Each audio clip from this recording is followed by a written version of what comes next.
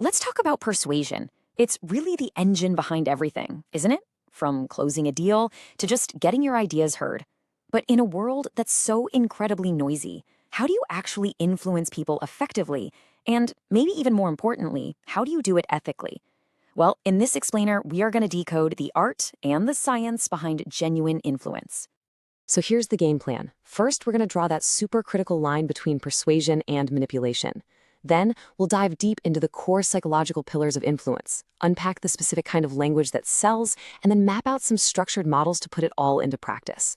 After that, we'll see how this all applies in our digital world and finish up by showing you how to turn this skill into a cycle of constant improvement. Okay, so let's start with a really foundational question, one that gets right to the heart of how you communicate with people every single day. Now, really think about it for a second. We all try to influence outcomes, right? But the path we choose to get there, that defines the relationships we build. Understanding this difference is, without a doubt, the first step toward creating real, long-lasting impact. So what's the big difference? It all boils down to intent. Persuasion is all about creating a win-win situation. It's transparent. It respects the other person's intelligence and their right to choose. And because of that, it builds trust. Manipulation, on the other hand, well, that's a short-term game. It's focused on a one-sided victory, usually by hiding motives or exploiting weaknesses, which, as you can imagine, always destroys trust in the end. All right, now that our ethical compass is pointing true north, let's start building our toolkit. And we're going to start with principles so timeless and so powerful, they've been around for thousands of years, going all the way back to ancient Greece. You've probably heard of these guys. Aristotle boiled it all down to these three pillars. You've got ethos, which is your credibility, like why should anyone even listen to you? Then there's pathos, the emotional connection. Are you actually connecting with how they feel? And finally, logos, your logical argument. Does your point actually make sense? You need all three of these working together to have a truly persuasive message. Now let's fast forward to today. Psychologist Robert Cialdini gave us this incredible modern scientific framework. You can think of these 6 principles as mental shortcuts our brains use to make decisions faster. They're basically the invisible forces behind so much of the marketing you see every single day. Let's look at a few in action. I mean, we've all seen this, right? A headline like, "Get your free gift," is a perfect example of reciprocity. When you offer someone real value first, with no strings attached, you create this subtle social obligation. We are just hardwired to want to give something back, whether it's our time, our attention, or, our business. Or how about a classic lightning deal with a countdown clock ticking away? Phrases like, "Hurry, this ends soon," are a brilliant use of scarcity. See, when something is limited by time or quantity, we automatically see it as more valuable. It triggers that powerful fear of missing out, or FOMO, that just cuts right through our tendency to wait. And finally, social proof. When you see a heading like customer stories and success cases, it just makes a decision feel so much safer. When we're not sure what to do, we look to others for clues. Testimonials and reviews show us that people just like us have already made this choice and are happy they did. It validates the decision before we even make it. Okay, so we've got the psychological principles down. Now let's talk about the most powerful tool we have for actually applying them: language. And this brings us to the world of copywriting. Now, this isn't just creative writing, it's the science and the art of using words strategically.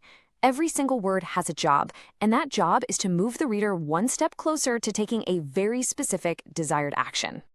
And some words just pack more of a punch than others. Words like how to, secrets, discover, easy, and now. They're like little triggers for our brains. They promise a benefit, they create curiosity, they imply urgency, and they make a message way, way harder to ignore. There's this fantastic saying in marketing: the story will increase the value of the offer you are about to make. And it is so true. Facts and data are important, sure, but stories are what we actually remember. A good story creates an emotional connection, and it can reframe a product from just a thing into a meaningful solution. And this is exactly why stories work so well. You see, our decisions are almost never as logical as we like to think they are. We feel something first: desire, hope, maybe fear, and then our rational brain swoops in to justify that feeling. If your message doesn't connect on an emotional level, your logical arguments might never even get a chance. So we have the psychology and we have the language. But how do you actually structure all of this into a message that makes sense? Well, that's where proven formulas and models become your best friend. The AIDA model is a classic for a reason, but it's just one of many great frameworks out there, like Hook Story Offer, that are designed to guide a customer on a journey. First, you grab their attention with a powerful hook. Then, you build their interest with fascinating details. Next, you create desire by showing them what's in it for them, not just features, but real tangible benefits. And finally, you call them to a very clear, very specific action. Okay, so how do these timeless concepts from way back with Aristotle and more recently with Cialdini actually work in our world of social media feeds, DMs, and AI? Let's take a look. In the digital world, your social media profile is the new first impression. A professional photo, a clear, compelling bio. That's your modern-day ethos. It's the foundation of your credibility before you've even typed a single word. Now take a look at this WhatsApp script. It announces a class on a specific date, which builds anticipation. But the real key is that last line. It will be 100% online and 100% free. That is pure reciprocity in action. It's delivering huge value up front to encourage people to engage and to build goodwill. And of course, we have to talk about AI.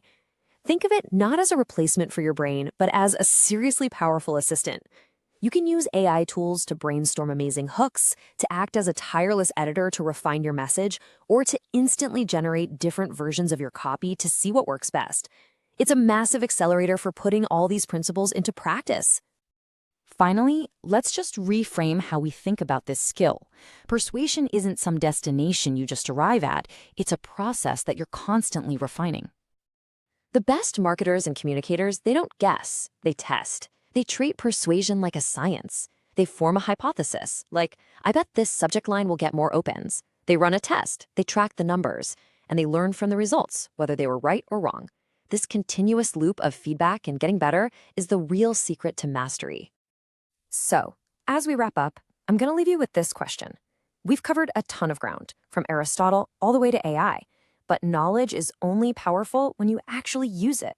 So whether it's reciprocity or scarcity or just telling a better story, I want you to think about the one principle you can consciously try out today.